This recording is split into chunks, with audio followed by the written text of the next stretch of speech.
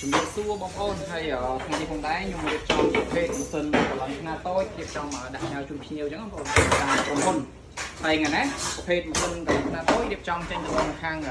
ខេត្តកំពង់ស្ពឺអញ្ចឹងមុននឹងដាក់ផ្ញើទៅគឺខ្ញុំតេស្តសិនអញ្ចឹងបងប្អូនហើយម៉ាស៊ីននេះខ្ញុំក៏ធ្លាប់តេស្តម្ដងដែរបងប្អូនតេស្តកន្លងស្បែកប្រភេទអូតូឲ្យភ្ញៀវអញ្ចឹងថ្ងៃនេះមុននឹងដាក់ផ្ញើទៅគឺតេស្តមួយសារទៀតបងប្អូន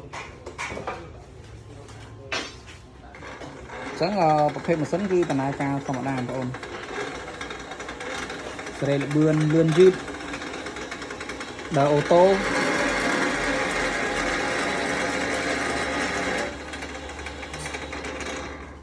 ឆ្វេង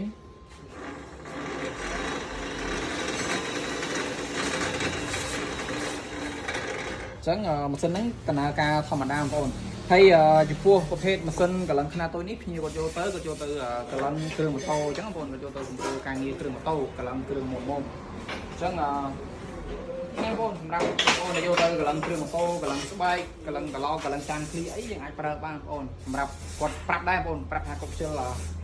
រត់ទៅឆ្ងាយអញ្ចឹងគាត់យកទៅកន្លងដើម្បីសម្រួលការងារខ្លួនគាត់ឲ្យបានលឿនអញ្ចឹងហើយនេះប្រភេទឧបករណ៍ម៉ាស៊ីនកន្លងបងប្អូនម៉ាស៊ីនកន្លងនេះមានឧបករណ៍អីច្រើនទេបងប្អូនមានតែប្រភេទកាបិតហើយនឹងគ្រឿងដែលភ្ជាប់មកជាមួយនឹងម៉ាស៊ីនកន្លងហើយគាត់ក៏កំងថែមជាមួយនឹងប្រភេទកាបិត CNC មួយដើមយកទៅចិត្តត្រឡោកហើយគាត់ក៏កំងពុំចាប់ត្រឡោកប្រភេទចង្កឹះលេបងប្អូនគាត់ថាអត់ទាន់បានរៀបចំដាក់ផ្ញើជូនគាត់ទេប្រហែលជា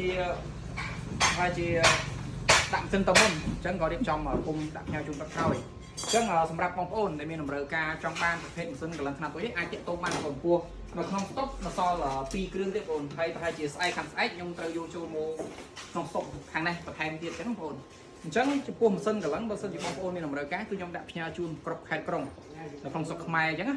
អញ្ចឹងបើសិនជាបងប្អូនដែលគាត់ចង់មកយកដល់ទីតាំងខ្ញុំផ្ទាល់ក៏បានឬក៏ចង់ឲ្យដាក់ផ្ញើឲ្យក៏បានអញ្ចឹងបើចាប់អារម្មណ៍បងប្អូនអាចឆាតចូលពេកខ្ញុំផ្ទាល់ឬក៏បងប្អូនអាចទាក់ទងខ្ញុំបានតាមលេខ Telegram អរគុណ